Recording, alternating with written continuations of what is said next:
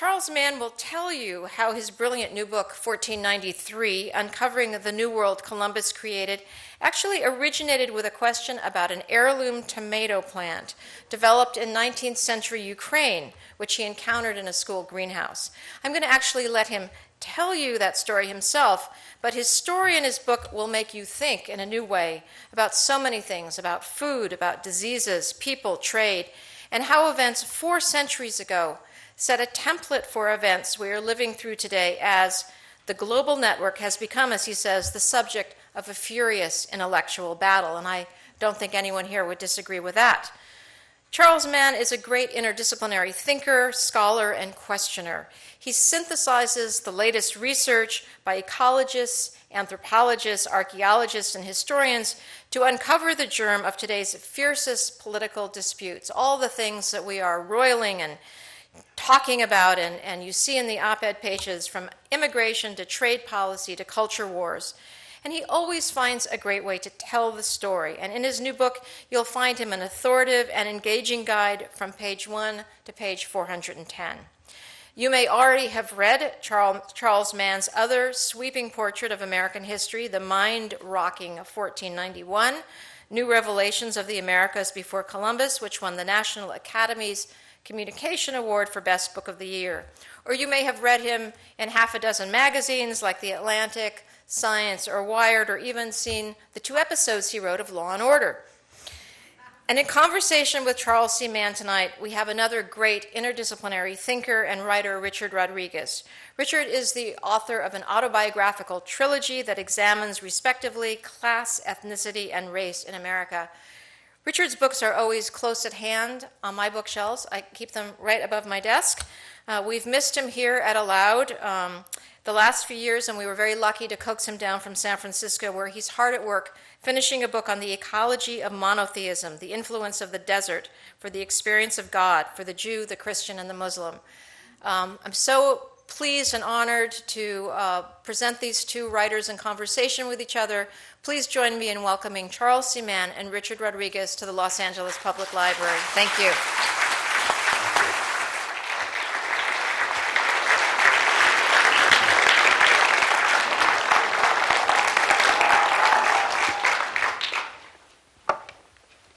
First of all, let me just say how pleased I am to be here interviewing Charles. I feel a little bit like a child interviewing a giant. So if I seem a little starstruck, forgive me. I was reading your book over several days. My partner, Jim, and I tend to do a lot of reading on weekends, but in separate rooms.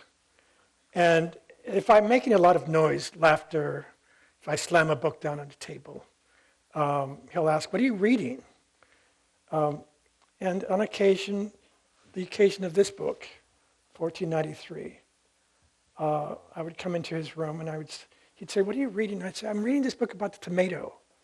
This most extraordinary book about a tomato, how it made its way up from South America to Mexico, and then it ended up on a plate of pasta in Italy. And then I'd go back to my room. Jim is under the impression that I'm growing, as I grow older, completely mad. But the book was mad, and it was not I that was mad. A few hours later, he said, "What are you reading now? Are you still on that book?" "I'm reading a book about malaria, about the relationship of malaria to slavery. I've never read this before. I've never heard such an idea." "Oh," he says. He's reading a book by an English novelist. The next day, Jim asks, "Are you going to read that book about malaria?" "Oh, I'm not into the malaria section at all now. Oh, I'm reading about Manila, about Chinatown in Manila. There was a Chinatown in the 17th century in Manila where you could get stir-fried chicken." And Jim says, "Oh." And then he said, as I finished this book, this remarkable book, "What was it about finally?" I said, "I think the thing I will take always with me in the end is this story about an African in Florida, naked, whom the Indians see and confuse, or maybe truly see, as a spiritual and blessed man, and they give him gifts appropriate to his station. I've never heard of him before. To my surprise, reading this book, Charles, this book is about 5 centuries, not 1 year. 1493 seems a bit of a misnomer. What's a sort of a stand-in? Tell us a little about the ambition of this book and what you refer to as the Columbian Exchange. The ambition of the book is really to find out why the tomato is growing in my garden. I mean, it's sort of the start. That's how it starts, isn't it? Yeah. I mean, basically, if you're a journalist, which is what I am, you get 2 kinds of stories. One is where the editor calls you up and says, would you do something about X or Y? And which I'm often happy to do. But my favorite kinds of things is when I notice something and I think, wait a minute.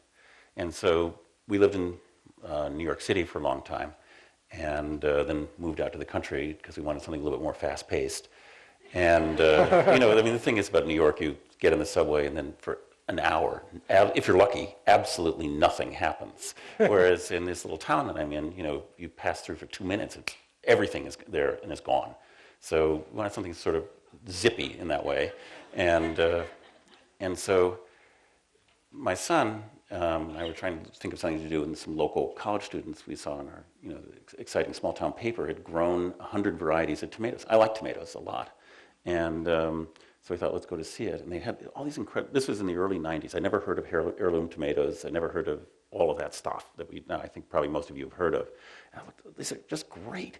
And so they gave me this, was sort of tomato pornography, this catalog of where you could get all these great tomato seeds. And I was reading it, and I was thinking, these tomatoes aren't from around here at all. They're all Japanese or Ukrainian. I thought, and I just had this picture of all these tomato nerds, you know, like I kind of wanted to be, all over the world, you know, breeding and tasting their tomatoes. I thought, how weird that is, that this could have happened, because I had this idea that tomatoes came from Mexico. Actually, that's not true. They actually come from the Andes and then mysteriously came to Mexico. Their taste was improved in Mexico. Oh, they were toxic in the Andes. So why did they bring this toxic? You know, it's one of these historical mysteries. And then I sort of started thinking, where do plants come from? I mean, you know, which somehow my elementary school teacher neglected to tell me. And I thought, I looked at my garden, and absolutely everything I grew, I live in New England, wasn't from around there. And I realized that, you know, my garden, which I was sort of puttering around in and felt kind of homey, and was actually this exotic, you know, cosmopolitan, modern, globalized object. It was like a completely weird artificial construct. And it was just sort of strange to think as you're rooting around in there. And I thought, well, how did that happen? And in a large way, that was it would have been, if I were you, it would have been satisfactory to write a book called Tomato. Mm-hmm. Tomatoes I've loved. But this is only one chapter of this book about earthworms, about malaria. There is something in this book. It's almost as though you credit the events of 1492 with opening a door in the imagination of the world. And the 5 centuries after that I think the book ends in the 1990s. Mm-hmm. The 5 centuries that you stride through engage questions of politics, slavery, colonialism, botany, biology, chemistry, history. At what point do you stop? I almost expected Tiger Woods to be at the end, that this golfer who calls himself a Cablinasian is the end of the Columbian Exchange.